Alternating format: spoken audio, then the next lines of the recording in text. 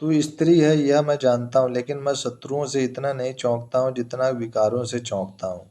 गुजरात में भावनगर किला है, उस भावनगर का राजा भी जिससे कांपता था, ऐसा एक डाकू था जोगीदास खुमाड़। एक रात्रि को वह अपनी एकांत जगह पर सोया था। चांदनी रात थी, करीब 11 बजने को थे। इतने में एक सुंदरी 16 श्रृंगार से सजी धजी वहां आ पहुंची। जोगीदास चौंक कर खड़ा हो गया। खड़ी रहो, कौन हो? वह युवती बाहें पसारते हुए बोली, तेरी वीरता पर मैं मुग्ध हूँ। अगर सदा के लिए नहीं तो केवल एक रात्रि के लिए मुझे अपनी भुजाओं में ले ले। गरजता हुआ जोगीदास बोला, वहीं खड़ी रह, तू स्त्री है यह मैं जानता हूँ, लेकिन मैं शत्रुओं से इतना नहीं डरता हूँ जितना विकारों से चौंकता हूँ। युवती, मैंने मन से तुम्हें अपना पति मान लिया है। जोगीदास, तुमने चाहे जो माना हो, मैं किसी गुरु की परंपरा से चला हूँ। मैं अपना सत्यानाश नहीं कर सकता। तुम जहाँ से आई हो वहीं लौट जाओ।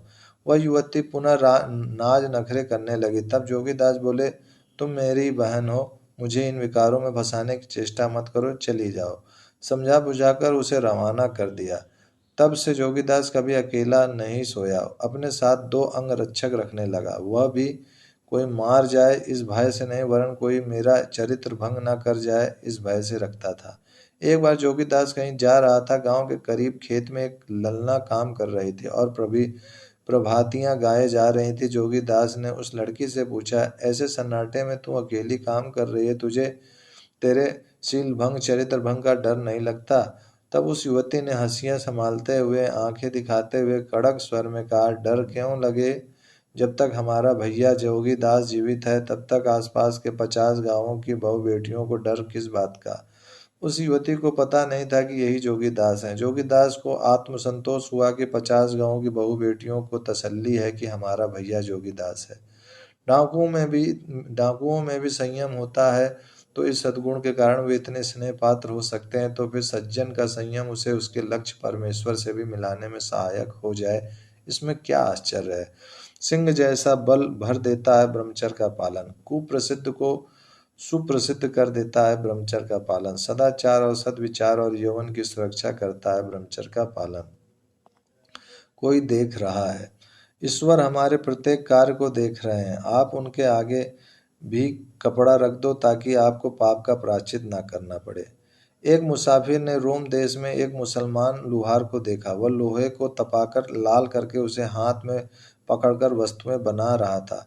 फिर भी उसका हाथ जल नहीं रहा था। यह देखकर मुसाफिर ने पूछा, भैया यह कैसा चमत्कार है कि तुम्हारा हाथ नहीं जल रहा? लुहार, इस पानी नश्वर दुनिया में मैं एक स्त्री पर मोहित हो गया था और उसे पाने के लिए सालों तक कोशिश करता रहा, परंतु उसमें मुझे असफलता ही मिलती रही। एक दिन ऐसा हुआ कि जिस स्त्री पर मैं मोहित था उसके पति पर कोई मुसीबत आ गई। उसने अपनी पत्नी से कहा, मुझे धन की अत्यधिक आवश्यकता है, यदि उसका बंदोबस्त न हो पाए तो मुझे मौत को गले लगाना पड़ेगा। अतः तुम भी कुछ करके तुम्हारी पवित्रता बेचकर भी मुझे कुछ धन ला दो। ऐसी स्थिति में वह स्त्री जिसको मैं पहले से ही चाहता था मेरे पास आई। उसे देखकर मैं बहुत ही खुश हो गया। सालों के बाद मेरी इच्छा पूर्ण हुई। मैं उसे एकांत में ले गया। मैंने उससे आने का कारण पूछा तो उसने सारी हकीकत बताई। उसने कहा, मेरे पति को धन की बहुत आवश्यकता है। अपनी इज्जत व शील को बेचकर भी मैं उन्हें कुछ धन ला देना चाहती हूँ। आप मेरी मदद कर सके तो आपकी बड़ी मेहरबानी। तब मैंने कहा, थोड़ा धन तो क्या, तुम जितना भी मांगोगी मैं देने को तैयार हूँ। मैं कामंद हो गया था। मकान के सारे खिड़की दरवाजे बंद किए, कहीं से थोड़ा भी दिखाई दे ऐसी जगह भी बंद कर दी ताकि हमें कोई देख ना ले। फिर मैं उसके पास गया। उसने कहा, रुको, अपने सारे खिड़की दरवाजे छेद व सुराख बंद किए किए हैं जिससे हमें कोई देख ना सके, लेकिन मुझे विश्वास है कि कोई हमें अभी भी देख रहा है। मैंने पूछा, अब भी कौन देख रहा है? ईश्वर। ईश्वर हमारे प्रत्येक कार्य को देख रहे हैं। आप उनके आगे भी कपड़ा रख दो ताकि आपको पाप का प्रायश्चित न करना पड़े। उसके ये शब्द मेरे दिल के आर पार उतर गए। मेरे पर मानो हजारों घड़े पानी डुल गया। मुझे कुदरत का भय सताने लगा। मेरी सारी वासना चूर चूर हो गई। मैंने खुदा से माफी मांगी और अपनी इस दुर्वासना के लिए बहुत ही पश्चाताप किया। परमेश्वर की अनुकंपा मुझ पर हुई। भूतकाल में किए हुए कुकर्मों की माफी मिली। इससे मेरा दिल निर्मल हो गया। मैंने सारे खिड़की दरवाजे खोल दिए और कुछ धन लेकर उस स्त्री के साथ चल पड़ा। वह स्त्री मुझे अपने पति के पास ले गई। मैंने धन की थैली उसके पास रख दी और सारी हकीकत कह सुनाई। उस दिन से मुझे प्रत्येक वस्तु में खुदा ही नूर दिखने लगा है। तब से अग्नि, वायु और जल मेरे अधीन हो गए हैं। ओम शांति। विद्यार्थी और ब्रह्मचर्य। यवन में शक्ति जरूर है, परंतु सजगता पूर्वक संयम का पालन नहीं किया तो छोटी सी गलती भी बहुत बड़ी मुसीबत खड़ी कर सकती है। विद्यार्थी काल शारीरिक, मानसिक व भावनात्मक विकास का समय है और इस विकास का मुख्य आधार है वीर रक्षा। विद्यार्थी को अपने अध्ययन और प्रवृत्ति लिए उत्साह, बुद्धि शक्ति, स्मृति शक्ति, एकाग्रता, संकल्प बल आदि गुणों के विकास की बहुत आवश्यकताएं होती हैं। इन सब में वीर रक्षा द्वारा बहुत प्रगति प्राप्त की जा सकती है। इसके विपरीत वीरनाश से तन और मन को बहुत नुकसान होता है। वीरनाश से निर्बलता, रोग, आलस, चंचलता, निराशा और पलायनवादिता के दुर्गुण आ धमकते हैं। इस दुष्प्रवृत्ति का शिकार विद्यार्थी अपने विकास काल के अति महत्वपूर्ण समय को गंवा बैठता है। विद्यार्थी काल जीवन रूपी इमारत को बनाने के लिए नींव का पत्थर है। क्या विद्यार्थी को ब्रह्मचर्य की आवश्यकता है? यह प्रश्न ऐसा ही है जैसा कोई पूछे क्या इमारत के लिए मजबूत नींव की जरूरत है? मछली को पानी की आवश्यकता है। जीवन में दो विरोधियों को साथ में रखना यह प्रकृति का नियम है। इसलिए जीवन के प्रत्येक क्षेत्र में विवेक होना जरूरी है। विद्यार्थी काल में जहाँ एक और जगत को कपाने में सक्षम, चाहे जो करने में समर्थ, ऐसी प्रचंड वीर शक्ति और मौका प्रकृति युवान को देती है, वहीं दूसरी ओर उसके यौवन को लूट लेने वाली विजातीय आकर्षण की सृष्टि भी उसके सामने आ खड़ी होती है। जिस देश के युवक गुरुकुल में रहकर 25 वर्ष तक कठोर ब्रह्मचर्य का पालन करके चक्रवर्ती, सम्राट, वीर योद्धा आदि बनकर असंभव जैसे कार्य भी सहज ही कर लेते थे, उसी देश के निस्तेज युवक अपने परिवार को और खुद को भी नहीं संभाल पाते। यह कैसा दुर्भाग्य है। गोलियां बरसा के खुद को और अपने परिवार को अकाल मौत के घाट उतार देते हैं। युवा पीढ़ी को निस्तेज बनाने वाले सेक्सोलॉजिस्टों एवं अखबारों को डॉक्टर निकोल्स के इस कथन को पढ़कर अपनी बुद्धि का सुधार करना चाहिए। यह निकोल्स कहते हैं, वीर को पानी की तरह बहाने वाले आजकल के अविवेकी युवाओं के शरीर को भयंकर रोग इस प्रकार घेर लेते हैं कि डॉक्टर की शरण में जाने पर भी उनका उद्धार नहीं होता। अंत में बड़ी कठिन विपत्तियों का सामना करने के बाद असमय ही उन अभागों का महाविनाश हो जाता है।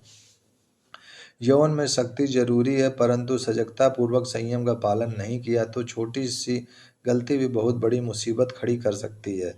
खिलते फूल सदृश विद्यार्थी जीवन को निचोड़ कर नरक तुल्य बना सकती है। अतः सावधान। इस संबंध में फैल रही भ्रांत धारणाओं के निर्मूलन के लिए आश्रम से प्रकाशित दिव्य प्रेरणा प्रकाश और पूज्य संत स्वामी श्री लीला शाह जी महाराज के सत्संग प्रवचनों की पुस्तकें निरोगता का साधन व मन को सीख अवश्य पढ़े पढ़ाएं। हे युवानों, संसार में ऐसी कोई वस्तु या स्थिति नहीं है जो संकल्प, बल और पुरुषार्थ के द्वारा प्राप्त न हो सके। पूर्ण उत्साह और लगन से किया गया पुरुषार्थ कभी व्यर्थ नहीं जाता। अपनी उन्नति के में बाधक दुर्बलता के विचारों को जड़ से उखाड़ फेंको, उनके मूल पर ही कुठारघात करो। पाणिनि नाम का बालक अब पहली कक्षा में वर्षों तक अभ्यास करने के बाद भी लगातार अनुत्तीर्ण ही होता रहा, पर बाद में वही बालक अपने दृढ़ संकल्प, पुरुषार्थ, उपासना और योग के अभ्यास से संस्कृत व्याकरण का विश्व विख्यात रचयिता बना। आज भी पाणिनि का संस्कृत व्याकरण अष्टाध्यायी अद्वितीय माना जाता है। अपनी मानसिक व शारीरिक शक्तियों को नष्ट करने वाली बुरी आदतों में पड़ना या अपना पतन आप आमंत्रित करना है। तुम्हें महान, तेजस्वी व श्रेष्ठ इंसान बनना हो तो अभी से दृढ़ संकल्प करके त्याज्य चीजों को छोड़ो और जीवन विकास में उपयोगी मूल्यों को अपनाओ। तुम्हारा भविष्य तुम्हारे ही हाथों में है। हजार बार फिसल जाने पर भी फिर से हिम्मत करो, विजय तुम्हारी ही होगी। कदम अपने आगे बढ़ाता चला जा। शाबाश वीर शाबाश। ओम हिम्मत, ओम उधम, ओम साहस, ओम बुद्धि शक्ति, ओम पराक्रम। पूज्य संत श्री आसाराम जी बापू के प्रवचन से। ओम ओम ओम। जय महादेव, जय श्री राम।